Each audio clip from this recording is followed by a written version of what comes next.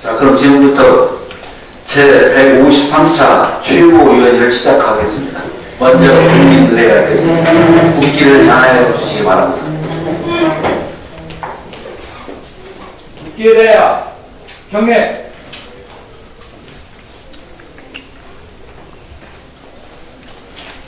바로 이하 진행하겠습니다.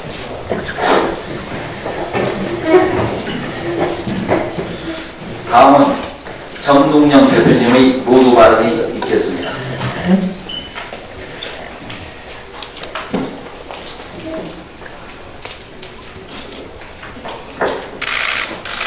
네, 지난주에 제가 EU 의원 교장으로 벨기에 브라셀에서 한 EU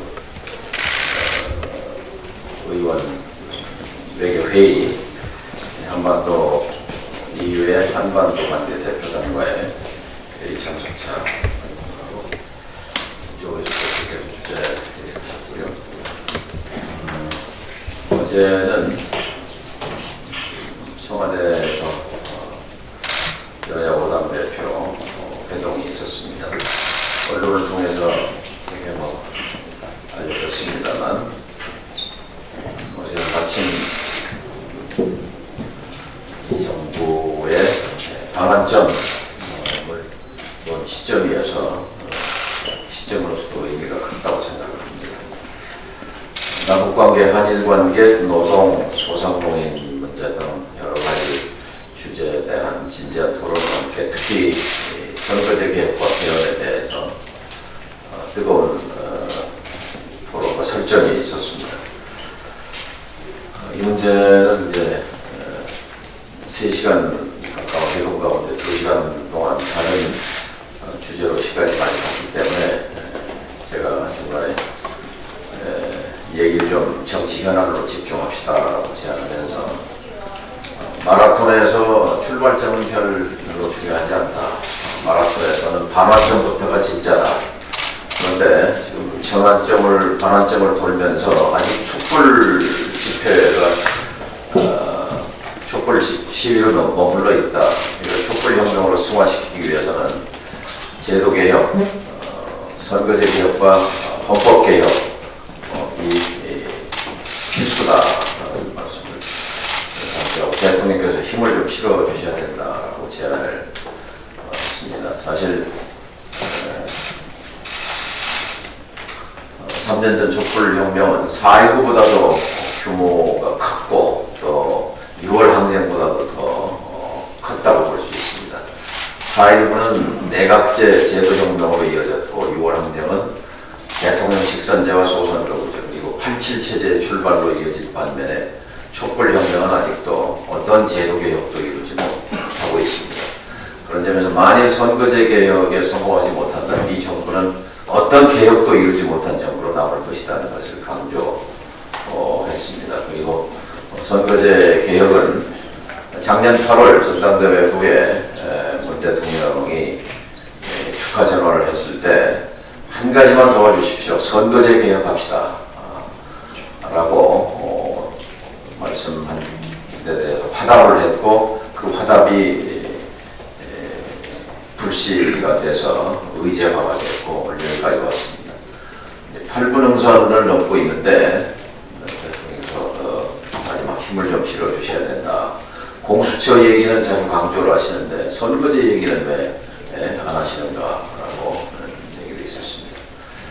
여기에 대해서 대통령이 과거 야당 때부터 지금 지금까지 선거제 개혁에 대해서 가장 앞장서고 주장했던 사람은 본인이다, 이렇게 얘기를 했고, 국회에서 잘 처리해 주기 바란다 하는 말씀과 함께 국회에 대한 국민의 신뢰도가 낮아서 좀 어려움이 있는 것으로 한다 하는 얘기도 덧붙였습니다.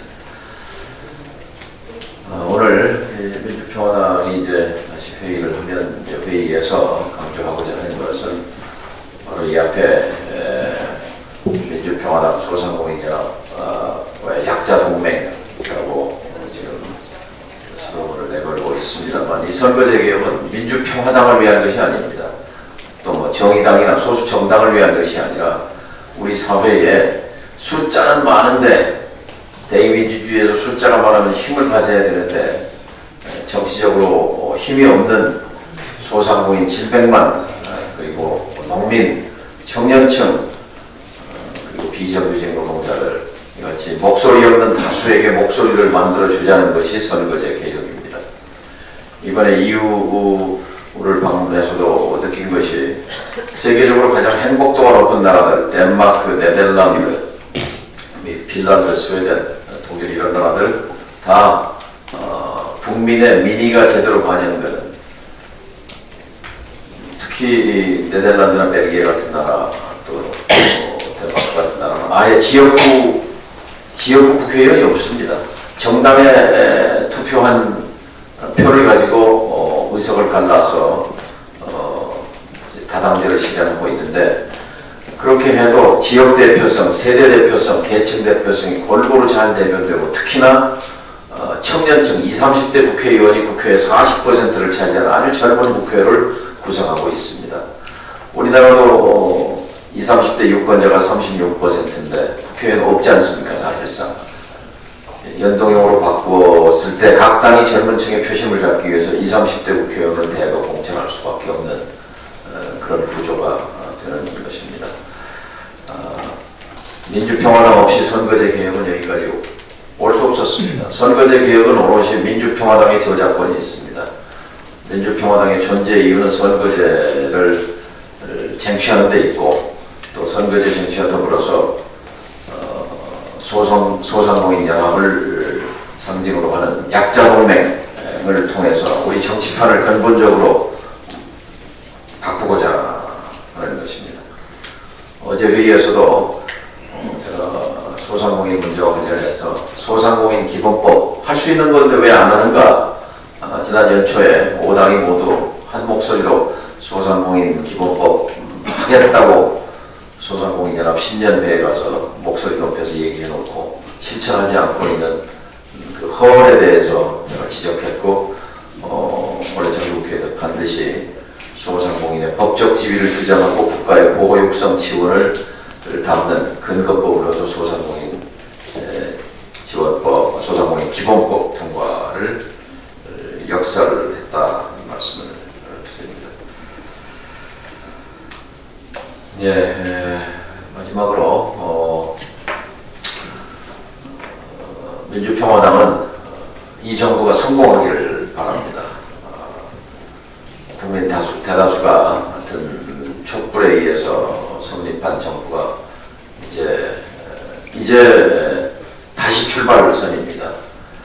지난 2년 반 실망스럽습니다.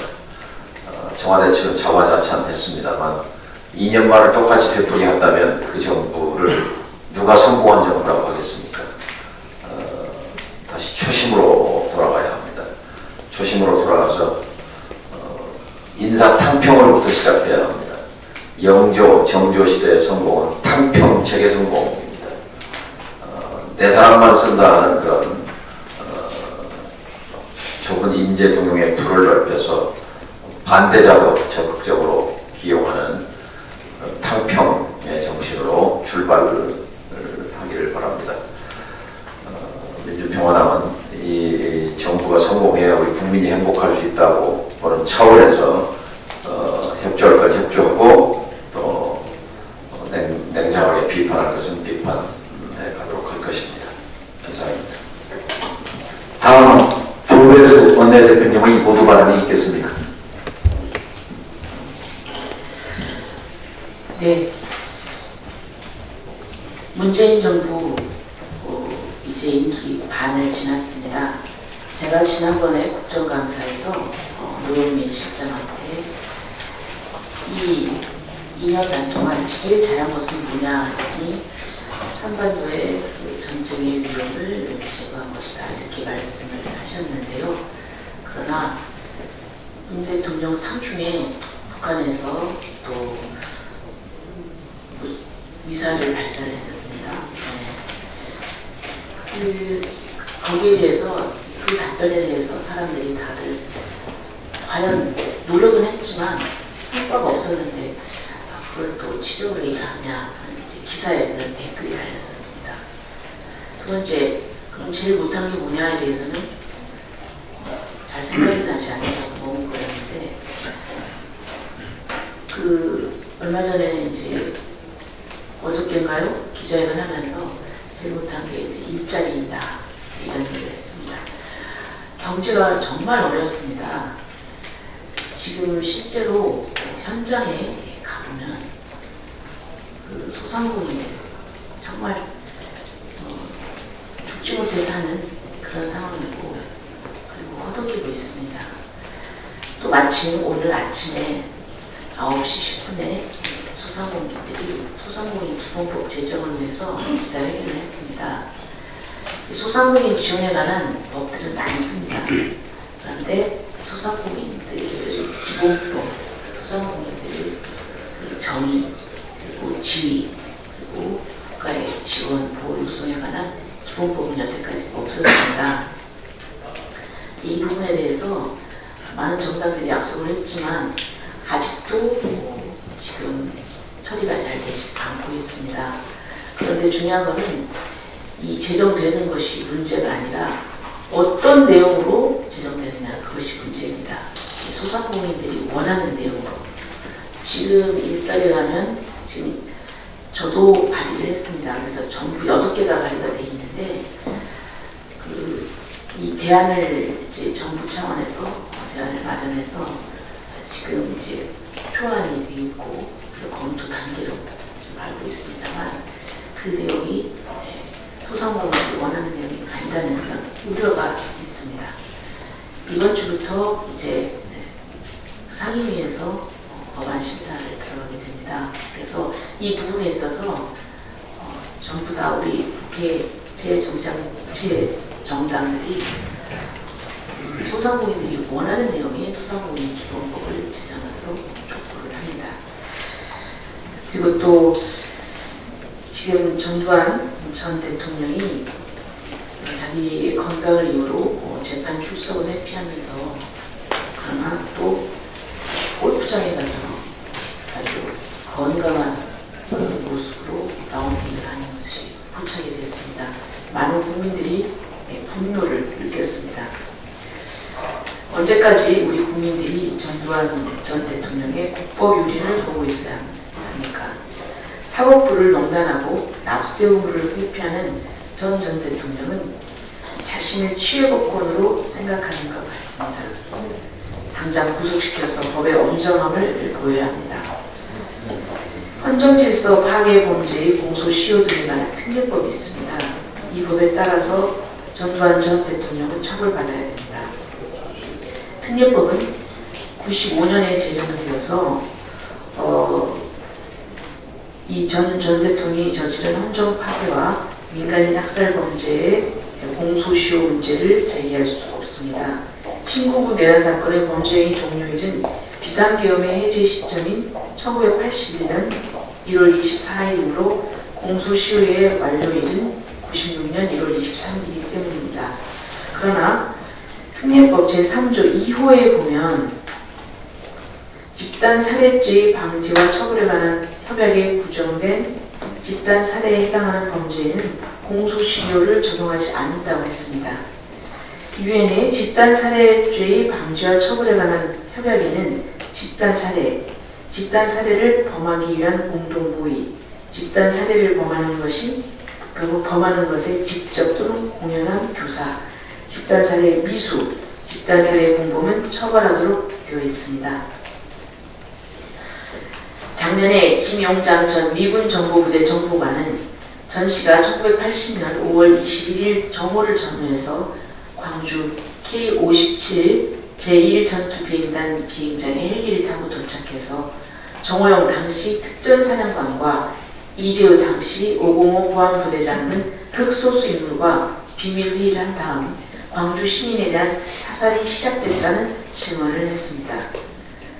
허장환 전 보안사 특명부장은 공수부대에 떨어진 명령이 발포 명령이 아니라 사살 명령이었다는 점을 강조했습니다. 전두환 전 대통령을 헌정시효 특례법에 따라 처벌해야 전 대통령을 자랑스러워해야 한다든가 이 전 대통령이 설치한 비반인간적 수용소가 필요하다는 이런 극우 세력의 발언이 줄어들 것입니다. 검찰 수사를 촉구합니다. 그리고 또 어제 문재인 대통령은 5당 대표와의 만찬에서 개헌이 주제로 나오자 개헌안을 냈다가 무색한 경험이 있어서 뭐라고 하기는 어렵다고 말했습니다. 20대 국회에서 개헌이 안 된 것은 정치권 전체의 잘못이기도 하지만 특히 대통령 잘못이 가장 큽니다. 개헌 무산은 대통령의 개헌 발의 때 예고된 것이기 때문입니다. 개헌은 입법부에 놨어야 합니다. 정부 관리는 오히려 개헌을 반대하는 보수 야당에게 반대할 명분만 줬을 뿐입니다. 대통령의 개헌 발의권은 유신헌법에 다시 삽입된 조항입니다. 헌법까지 제멋대로 고치려는 독재적 발상이 대통령의 개헌 발의권에 담겨 있었습니다. 대통령 권한을 축소시키는 개헌안이 대통령 개헌 발의권으로 무산된 것은 역설적으로 안타까운 일입니다. 적어도 문 대통령은 대통령 개헌 발의권은 확실하게 없애야 한다는 정도의 유감 표명이 있어야 했습니다. 대통령은 21대 총선에서 개헌을 공약으로 내세우라 했지만 개헌이 진짜 되기 위해서는 대통령이 개헌 발의권을 행사하지 않겠다고 약속하는 것이 우선입니다. 이상입니다. 네, 잠깐 아까 발언 중에서 추가 발언을 해야 될 것 같아요. 젊은 정치 관련해서 선거제 개혁을 하게 되면 20, 30대 국회의원이 다수 탄생하게 된다는 말씀 드렸는데 우리 당에서도 민주평화당에서도 이용주 의원이나 김경진 의원 같은 젊은 정치인이 활발하게 활동해서 사실 김대중 대통령이 실천했던 그런 리더십을 본받을 수 있는 포스트 DJ로서 조명을 받은 바도 있었습니다. 근데 이용주 의원이나 김경진 의원 같은 이런 젊은 신예 의원들이 분열의 정치를 이기지 못하고 당을 떠난 것은 매우 안타까운 일입니다. 분열의 길은 정치의 길이 아닙니다. 또 이합집산의 길도 길이 아닙니다. 김대중 대통령이 줄기차게 걸어왔던 길은 원칙의 길이었고 통합의 길이었습니다. 민주평화당의 문은 누구에게도 언제나 활짝 열려 있습니다. 돌아올 수만 있다면 언제라도 다시 당에 함께 원칙의 정치, 통합의 정치의 길로 같이 할 수 있기를 바랍니다. 그것이 바로 김대중 정신이라고 생각합니다. 네. 다음은 박주현 최고위원님의 모두 발언이 있겠습니다. 예, 선거제 개혁의 협상 시한이 3주 앞으로 다가왔습니다. 어제 이제 대통령께서 여야정 상설 협의체를 말씀하셨고 자유한국당이 긍정적으로 대답했다고 하지만 지금 현재 그 대통령께서도 말씀하셨다시피 선거제 개혁 협상은 국회를 중심으로 해서 이루어져야 한다라고 얘기했기 때문에 현재 국회의장을 중심으로 해서 이루어지고 있는 정치협상회의 또 그 아래 실무협상이 실질적으로 잘 이루어져야 합니다.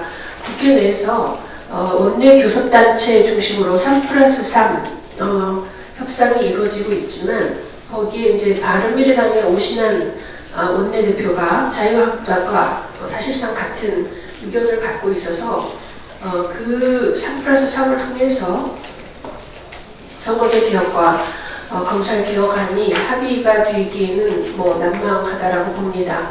차라리 패스트트랙을 통과시킨 여야 사당 원내대표 회담을 다시 소집을 하든지 아니라면 현재 국회의장과 5당 대표 그리고 그 안에 실무 협상으로 이루어지고 있는 정치 협상 회의에 선거제 개혁과 관련된 그 협의를 집중해서 지금 마지막 그 시를 다투는 상황에 여기저기에서 의논만 무성하고 이것이 수렴되지 못하는 물을 범하지 않아야겠습니다. 관건은 선거제 개혁안이 과반수 통과가 가능한 그런 수정 합의안이 만들어지는 것입니다.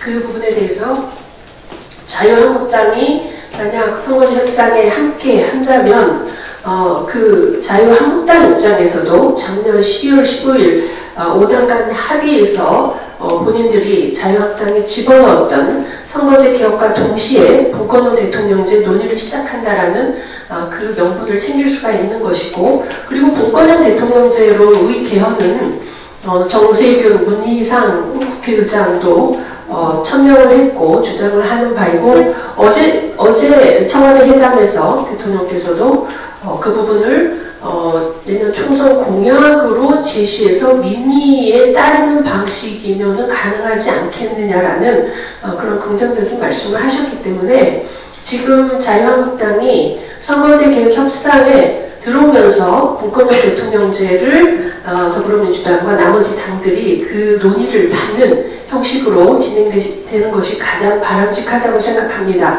그 경우에는 의원 정수를 확대하는 것이 가능할 것입니다. 어제 대통령께서도 국회 협상에 선거제 개혁은 국회 협상에 맡기겠다 하지만 국회가 신뢰를 얻지 못하는 부분으로 인해서 어려움이 있는 것으로 안다. 그 말씀인 즉슨 국회가 신뢰를 얻지 못해서 의원 정수 확대하는 데 어려움이 있어서 그 선거제 개혁 협상안을 만드는 것이 제한된다라는 취지이겠습니다. 자유한국당이 선거제 개혁 협상에 들어온다면 의원 정수 확대하는 것이 현실적으로 가능하고, 그렇지 않은 경우에는 더불어민주당 입장에서는 권역별 비례대표제를 지금 이번 선거제 개혁에서 고집해서는 안 됩니다.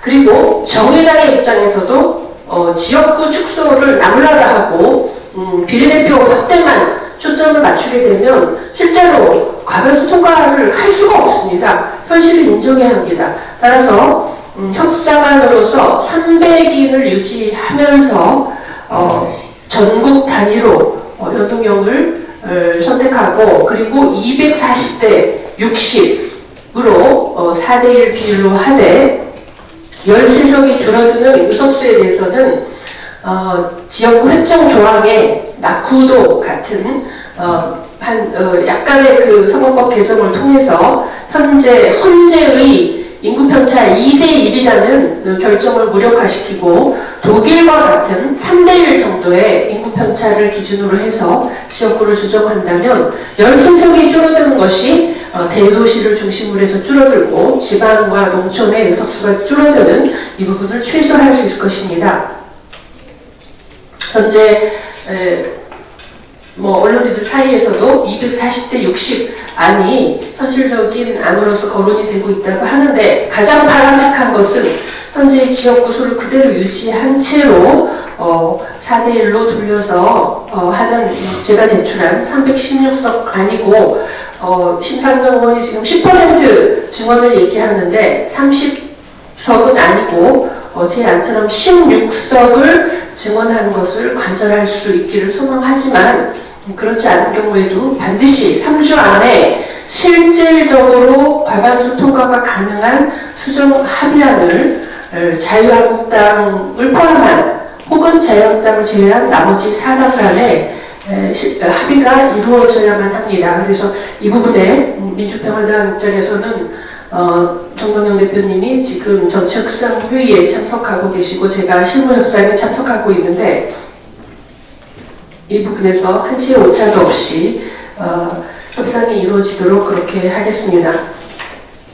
또 한 가지는 교육부에서 뜻먹고 자사고 등을 이제 2025년까지 일괄 정리하겠다고 이제 발표를 했는데, 뭐 교육부의 어떤 방향성을 제시하고 그런 학교 간의 어떤 서열과